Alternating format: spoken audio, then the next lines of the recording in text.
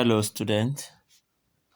Today we are going to look at the topic inflation and deflation. So by the end of these lessons, you should be able to define inflation, state the types of inflation, the causes of inflation, the effects of inflation, also know how inflation is controlled, and discuss inflation in Nigeria. We are also going to look at deflation, the causes and control.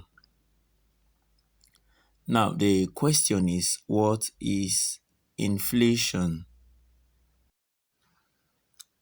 Inflation has been defined by various scholars in various ways as it suits the economic situation of their time. So, inflation is simply defined as the persistent rise in the general price level of goods and services. You should note that inflation occurs when the volume of purchases is permanently running ahead of production. So with too much money in circulation chasing too few goods, it will result to increase in the price of goods and services, and if it continue persistently, we can refer to that situation as the country facing inflation. So inflation can be measured using the whole price index and the consumer price index. So the four main types of inflation I will discuss in this lesson will include the demand pull inflation. So beginning with the demand pull inflation, this occurs when the demand for goods and services is greater than their supply. This causes mainly by increase in workers' salaries and wages or population explosion. Two is the cost push inflation. Now note that rise in prices of goods and services caused by increase in the cost of factors of production, demand for more wages by workers, etc. Rising cost of production forces the prices of goods produced to go up. We also have the hyperinflation or the galloping inflation. This occurs when a persistent inflation becomes uncontrollable and the value of money keeps declining rapidly. Here, prices of goods and services rise at a very fast rate, leading to money losing its values or its abilities to buy goods. War, budget deficits are the major causes of hyperinflation. Then we have creeping or persistent inflation. It's also known as chronic inflation. This occurs when there is a slow but steady rise in the volume of purchasing power and fall in the supply of goods and services. Okay, now what are the causes of inflation? Inflation can be caused when the demand for goods and services is greater than its supply, when there is low production of goods and services, increase in the wages and salaries of workers, when there is high cost of production, Budget deficits can also cause inflation, frequent industrial strike, and war. Now, I have divided the effect of inflation into positive and negative. So let's begin with the positive effect of inflation. Here, debtors gain due to too much money in circulation.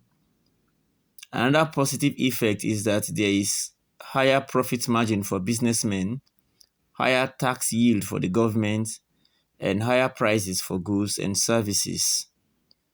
While the negative effect of inflation include it discourages savings, it increases the rate of interest charge.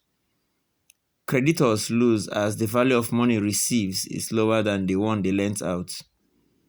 There is general fall in the standard of living. Other negative effects include that it discourages savings and investment, and it causes balance of payments problem. Now, we can control inflation using some of these methods. The use of contractionary monetary measures I've discussed in my last lesson. The use of fiscal instruments like taxations. Effective price control system will also do that. Then reduction in government expenditures or adopting surplus budgets, achieving industrialization, and checking the activities of hoarders. So briefly, let's look at the history of inflation in Nigeria between 1966 and 1990. Using the official inflation rate figures, inflation stood at 40% in 1985, while the lowest figure for the period was 6% in 1973. So in 1974, inflation rose to about 13% before the Udoji Salary Award of the same year, only to leap to 34% in 1975. This is mainly as a result of the award. It went down gradually until it hit 10% in 1980 and went crazy and leaped to 22% in the following year. It also came down to 7% in 1982. So this trend was reversed in 1983 when it shot up to 24% and hit its all-time high of 39% in 1984. So looking at the other side of inflation, which is deflation. So deflation is defined as the continuous fall in the price level of goods and services in a country as a result of decrease in the volume of money in circulation that is used in exchange of large available goods and services. Note that the deflation is the opposite of inflation. So the causes of deflation include surplus budgets or reduction in government expenditure,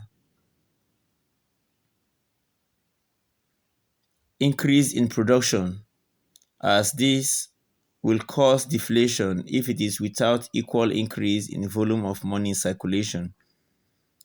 When there is compulsory bank savings, I think this happens in Nigeria in, April, May in 1984 during the change of the color of the naira. Excessive price control, increase in taxation, increase in bank rates, and also underpopulation. Now, what are the effects of deflation? Deflation leads to a fall in price of goods and services. Deflation reduces the profit of businessmen. Deflation discourages savings. It decreased investment. It causes unemployment.